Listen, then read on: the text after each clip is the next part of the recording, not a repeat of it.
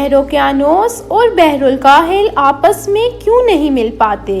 جب آپ میپ پر سمندروں کو دیکھتے ہیں تو آپ کو لگتا ہے کہ وہ صرف ایک دوسرے میں بہتے ہیں۔ ایسا لگتا ہے کہ صرف ایک ہی بڑا سمندر ہے اور لوگوں نے اس کے حصوں کو مختلف نام دے دیے ہیں۔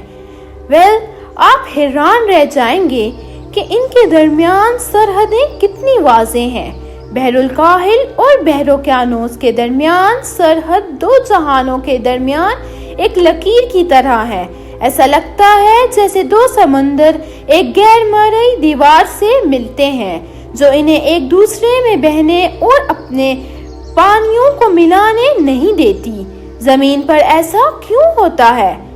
ہم جانتے ہیں کہ اندر کوئی غیر مرئی دیوار نہیں ہے اور پانی ہی پانی ہے۔ اس کے اخلاط میں کیا رکاوٹ ہو سکتی ہے؟ سوچنے کی بات ہے۔ بات یہ ہے کہ پانی بھی مختلف ہو سکتا ہے۔ بحر الکاہل اور بحر اوقیانوس میں نمکیات کی سطح اور دیگر خصوصیات کی کثافت اور کیمیائی ساخت مختلف ہے۔ کوئی ان کے رنگ سے دیکھ سکتا ہے کہ وہ ایک جیسے ہونے سے بہت دور ہیں۔ مختلف جسمانی اور حیاتیاتی خصوصیات کے ساتھ پانی کے دو اجسام کے درمیان سرحدیں سمندری کلائن کے نام سے مشہور ہیں۔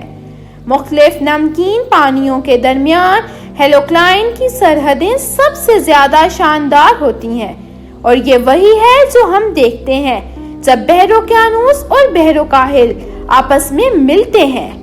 مشہور ایکسپلورر جیک سکوسٹیو کو یہ اس وقت ملا جب وہ آبنائے جبرالٹر میں گہرا غوطہ لگا رہا تھا۔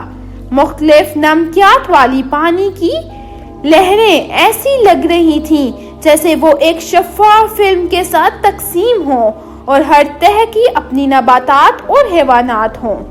ہیلوکلائن اس وقت ظاہر ہوتی ہے جب ایک سمندر یا سمندر میں پانی دوسرے سے کم از کم 5 گنا زیادہ نمکین ہوتا ہے۔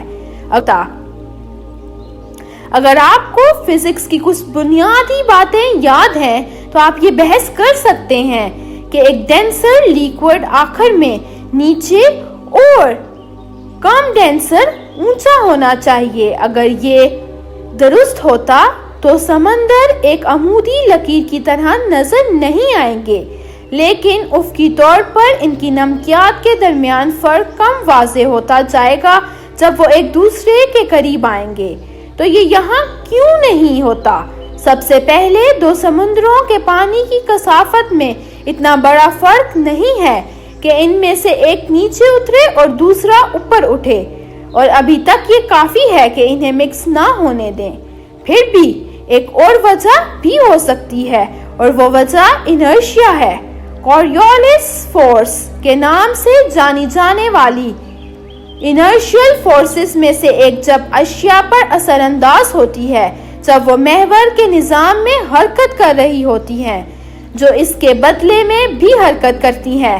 آسان الفاظ میں زمین حرکت کر رہی ہے اور اس پر موجود تمام حرکت پذیر اشیاء کو اپنے راستے سے ہٹنے والی کوریولیس فورس کے ذریعے کارروائی کی جائے گی۔ نتیجتاً زمین کی سطح پر موجود اشیاء سیدھی حرکت نہیں کرتی بلکہ شمالی نصف گردہ ہیں۔ وہ گھڑی کی سمت میں اور جنوبی میں گھڑی کی سمت سے انحراف کرتی ہیں، لیکن زمین آہستہ آہستہ حرکت کر رہی ہے۔ اسے اپنے محور کے گرد ایک مکمل دائرہ بنانے میں سیارے کو پورا دن لگتا ہے۔ یہی وجہ ہے کہ کوریولیس اثر صرف طوفانوں یا سمندری بہاؤ کے ساتھ طویل وقت کے وقفوں میں ظاہر ہوتا ہے، اور یہی وجہ ہے کہ بحر اوقیانوس اور بحر الکاہل میں بہاؤ کی سمت مختلف ہے۔ یہ انہیں آپس میں ملنے نہیں دیتا۔